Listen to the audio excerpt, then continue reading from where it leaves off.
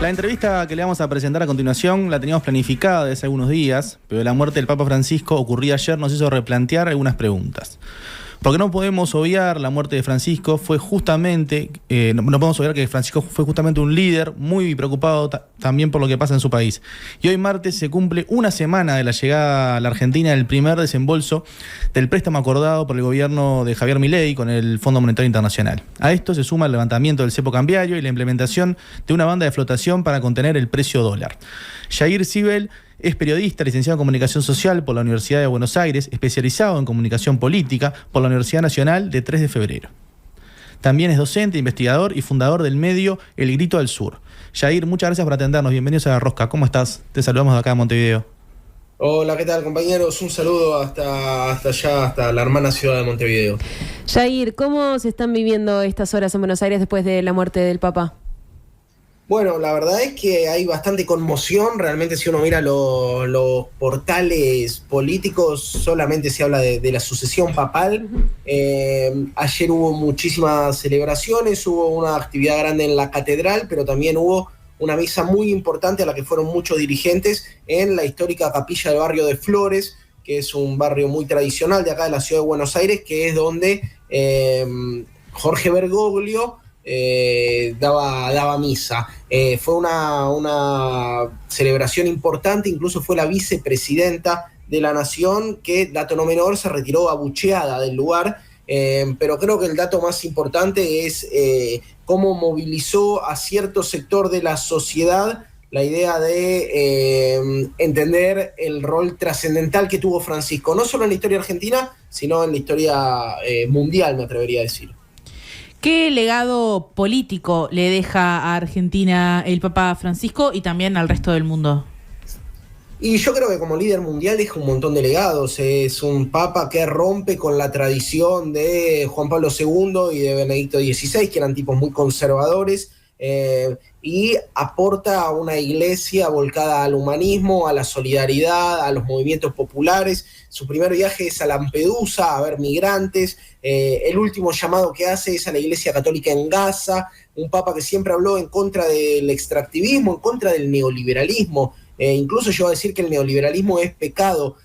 Creo que es un papa que efectivamente fue un humanista, que hizo de la doctrina de la iglesia social y de la opción por los pobres una constante en su mandato, y me parece que marca el futuro de la iglesia, porque no va a ser fácil borrar el legado que deja Francisco. Y en Argentina, algo que me llamaba mucho la atención es que generó la fe de los ateos, ¿no?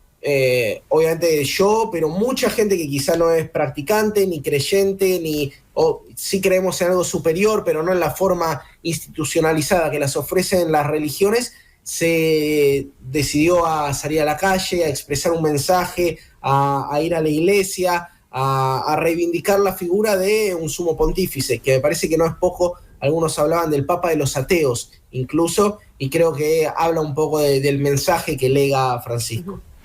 La derecha en Argentina se lo disputaba también, a su vez también muchas veces lo criticaron por sus ideas, sus opiniones progresistas, y también fue crítico de la situación social de Argentina y crítico de Milei. Tuvo un enfrentamiento en realidad con Javier Milei, sobre todo en la parte en campaña.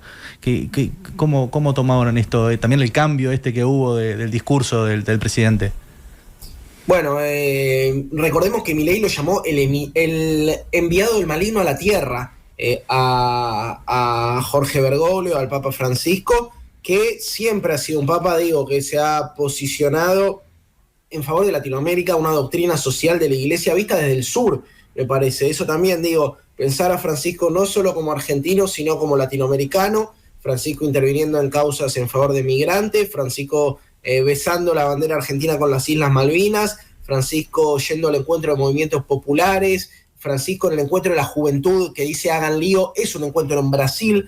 Entonces creo que hay un legado ahí muy, muy fuerte de nosotros como latinoamericanos, y creo que obviamente la derecha eclesiástica y argentina se vio muy incómoda por la figura de Francisco. No es vano que Francisco termina siendo recordado por Cristina, por Evo Morales, por Maduro, por líderes que podrían haber sido confrontados por la iglesia, pero son quienes reivindican su legado. Obviamente en Argentina siempre fue una figura muy incómoda para la derecha, porque era el sumo pontífice de la iglesia, hablando en contra del individualismo y la extracción de la expoliación de recursos naturales de países colonizados y sometidos.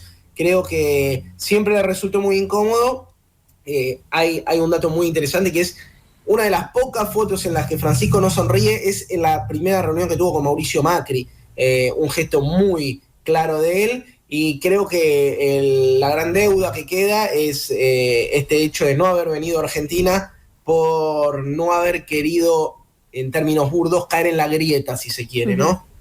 Yendo puntualmente a lo que es la situación de Argentina ahora, los últimos anuncios económicos de Milei pasaron hace unos días. ¿Qué análisis podés hacer sobre ellos?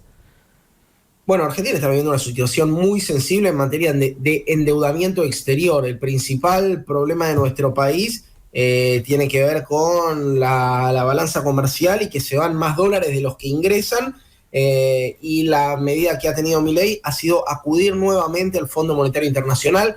Argentina es el país más endeudado del mundo con el Fondo Internacional por lejos. De hecho, la deuda la van a pagar los hijos de mis nietos, si es que alguna vez logra pagarse. Incluso si Argentina se declarara en default, que no es una opción racional, podría hacer tambalear al fondo por la cantidad de recursos investidos en nuestro país, que se le han dado al gobierno, desde el 76 a esta parte. Creo que ahora lo que hay es una cierta estabilidad cambiaria, porque Javier Milei logró firmar 20.000 millones de dólares de préstamo con el Fondo Monetario, renegociación de algunas cláusulas, pero es una falsa estabilidad, porque el gobierno no tiene vías claras de ingreso de dólares, y pese al ajuste brutal que hemos vivido, que redunda en cierre de fábricas, en aumento del desempleo, en caída del consumo bestial desde que asumió Javier Milei, hoy en día no se ve ningún síntoma de recuperación, ningún signo de mejora económica. Veremos qué pasa en las urnas, porque este año es un año electoral, pero tiendo a creer que la representación de Milei ha mermado, por lo menos en menos de ese 30% que siempre fue su núcleo duro. Y más a nivel social, ¿cuáles son las repercusiones que están habiendo después del levantamiento del cepo?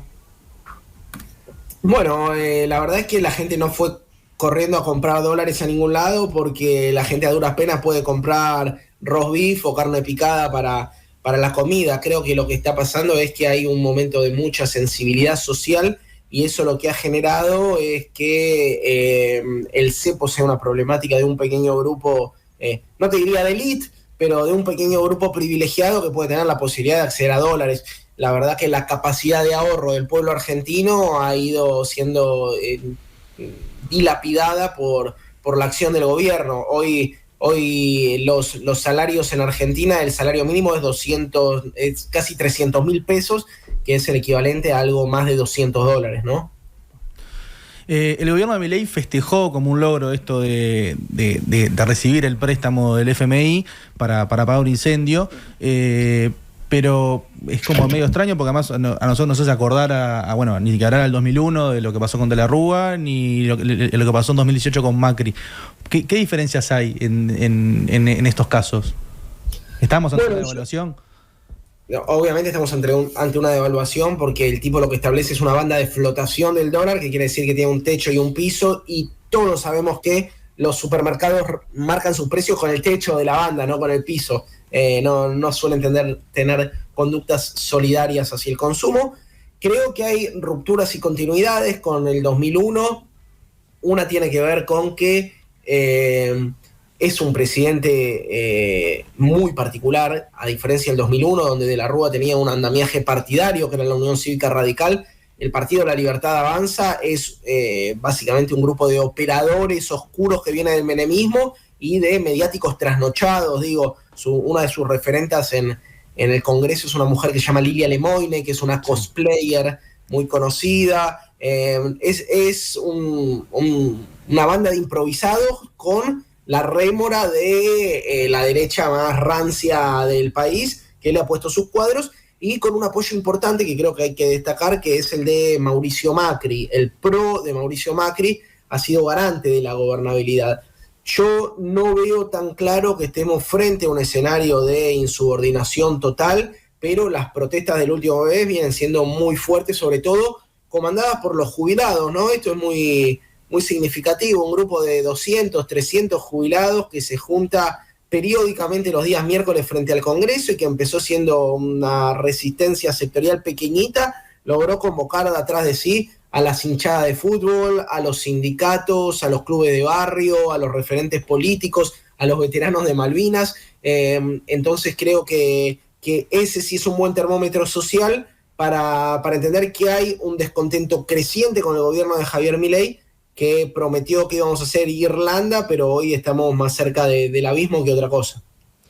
Igual teniendo en cuenta esto, a lo que estás entrando ahora, que es más sobre la movilización social, en otros momentos históricos de Argentina, quizás medidas como las de Milei hubieran sido aún más rechazadas por la sociedad. Pienso, no sé, en el recorte justamente de las ayudas sociales, en el desmantelamiento del Estado, en el ataque a las minorías y el sector cultural. ¿Vos pensás que hay poca movilización social si se tiene en cuenta la magnitud de las medidas del presidente?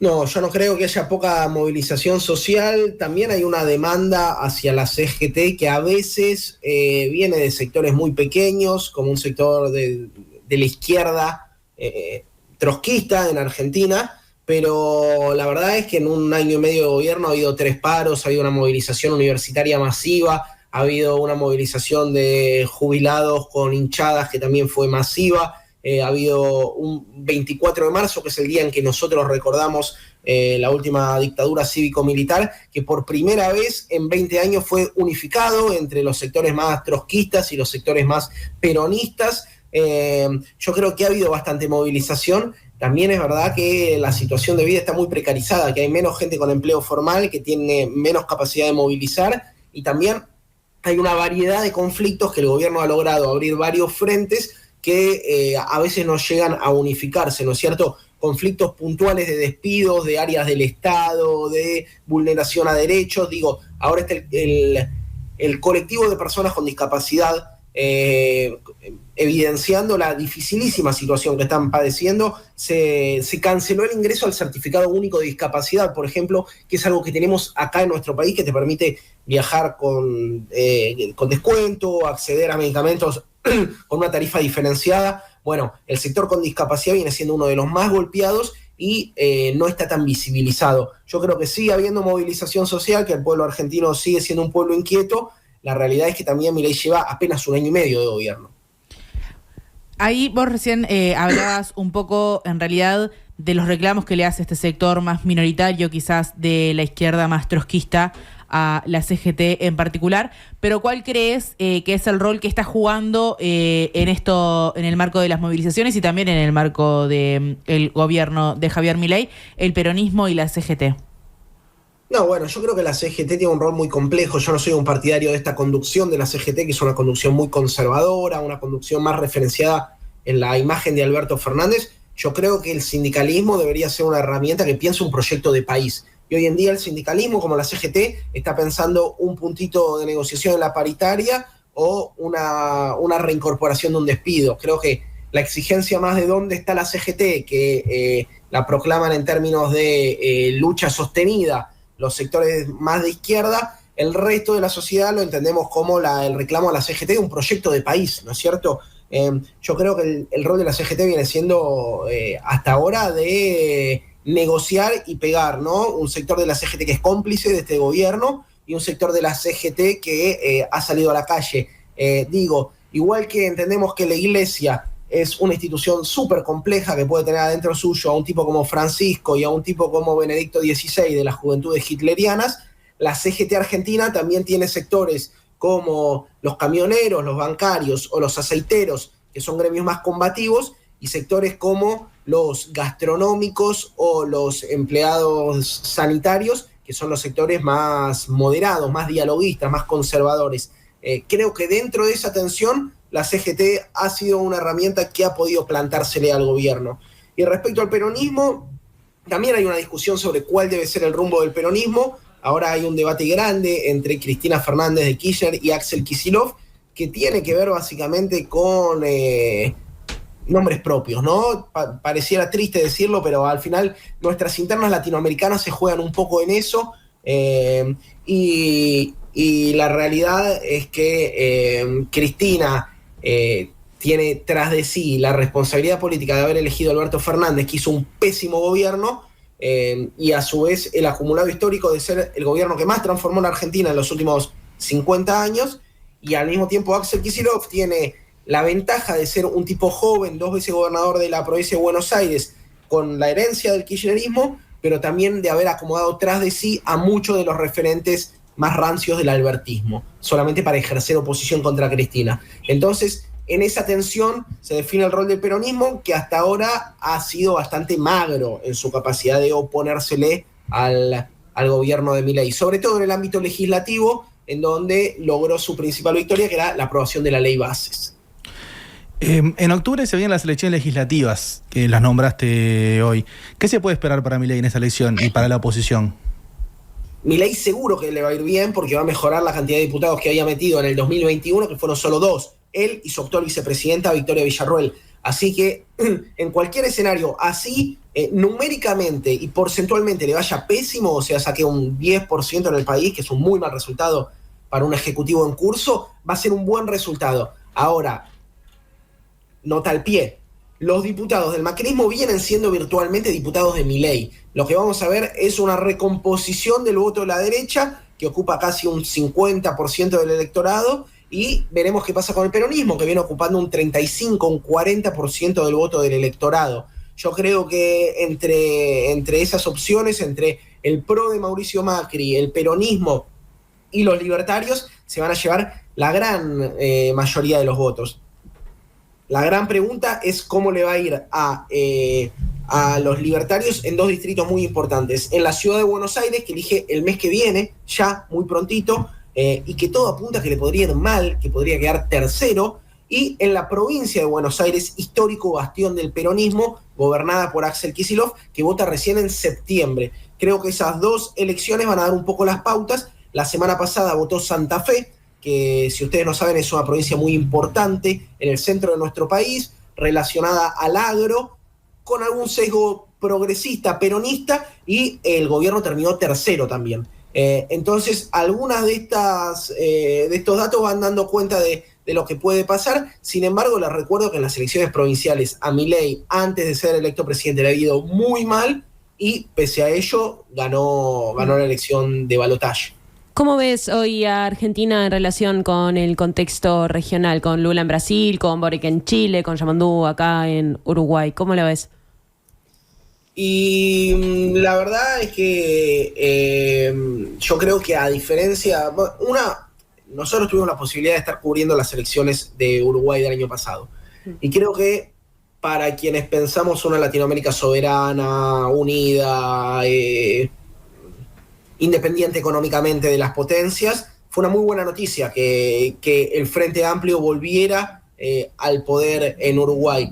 Creo que también le marcó la cancha a Argentina, incluso para pensar nuestras problemáticas en común, el Mercosur, el desarrollo comercial de ambas orillas del Río de la Plata. Siento que Milei representa una derecha que que hoy en día no tiene representación institucional en América Latina, ¿no?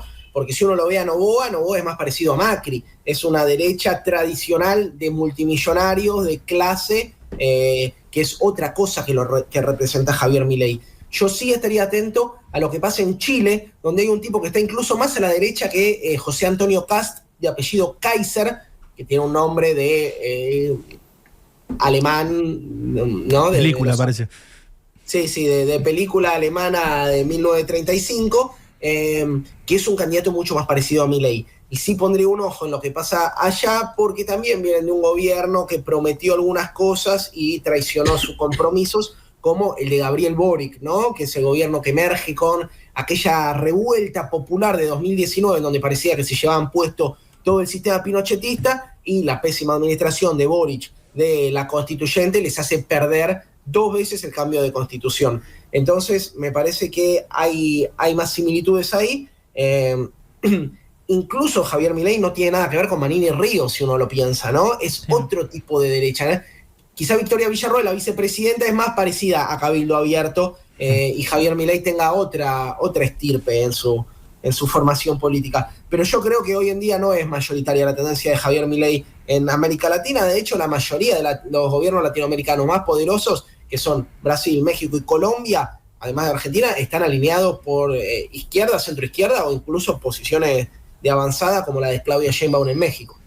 Bueno, Jair, queda mucho por hablar, pero se nos terminó el tiempo, así que va a ser seguramente el primero de muchos contactos futuros. Te agradecemos mucho por estos minutos en La Rosca por M24.